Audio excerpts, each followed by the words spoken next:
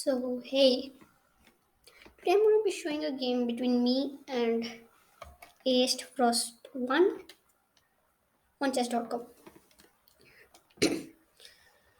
So, he starts at the King's Pawn opening and I'll go with Better of Defense. So, the idea is if he takes, I go here, he has to go back. Then I take with the knight. He can play this or this. So, yes, he goes, it's the main line. Then he goes back. So, now this thing is free. Well, he plays this, but the best move is here, this or this. These are the main lines. Then I do this to defend my knight. He plays this to attack my knight, obviously, so I have to move it back. This makes the queens here on the same line pinned. Sorry. Knight develops. I mean, knight develop. And here, he attacks, he pins it. So I decide to capture this queen and then develop here and remove the pin. That's what I do. And then he attacks this. So as you can see, zero mistakes, one blunder, zero mistakes. This one blunder I did just now. Over here, the best move is to play this, allowing the bishop to go. Why not this? Because then your bishop will go. This and then you can move your rook and this pawn is defended all times and then afterwards you can try for this attack. Instead, in the match, I went directly this. Now I thought that if he goes this, I go this, he goes that, then I capture. He has to go this. If he goes there, then my knight will not be captured on this. This, then if I capture, rook will capture, pawn will go front to move my bishop there, and then he captures with the knight, I capture with the pawn. So this is my idea.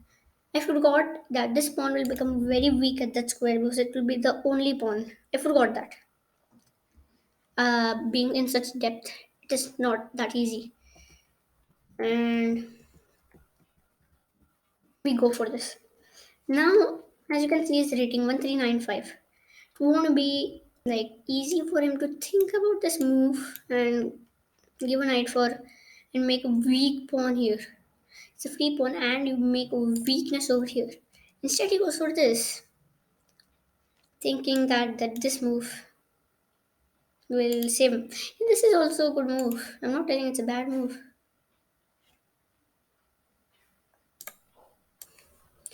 Yeah, so Rook C1 is a bold move, and you can say no. So here I saw something. These both are pinned in this line. The only piece which can attack is the bishop. How do I get the bishop here? Just be capturing this bishop. For that, I can move this and then capture. But this knight is there. So I think I thought of trading, going this, then capture, and then capturing and then going for that. Plus attacking this. Here, white played knight c7 as what it planned. But here he could have gone for this. After the game, I was thinking about what he could have played. This is a very bold move because if you capture, he gets this. If you go this, there are a lot of moves. You can either go for this to go for that. Then soon you can even try to trade and then go for all type of ones. There are many ways you can go for this.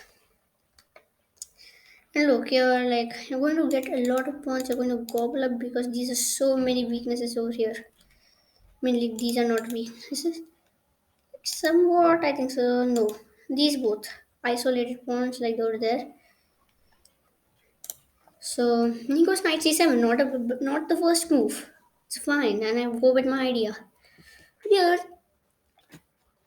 he had to find this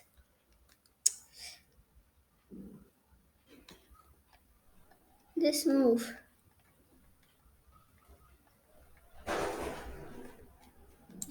But king e1 also looks good.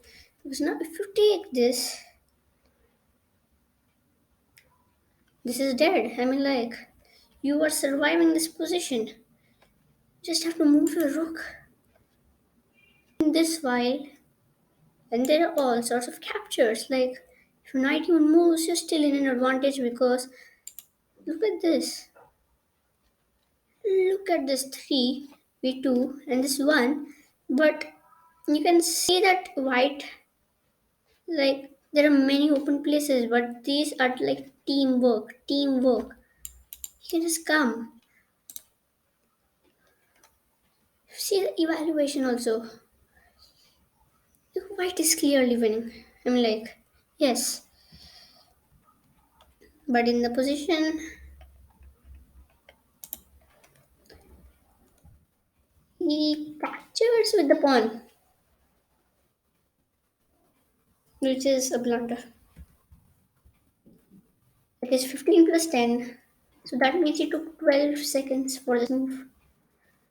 He didn't think of all possible variations, and he loses the rook and a knight.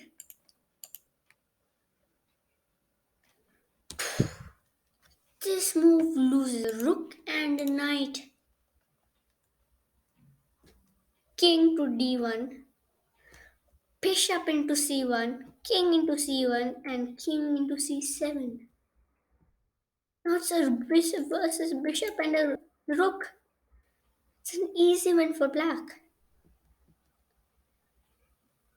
And black is that is me. I was playing black in this. You can see my username. I won. He resigned. This was a blunder. This was a blunder. Knight to knight to b4. It's a blunder. If you played king d1, it would have been a safer game. King d8, sorry.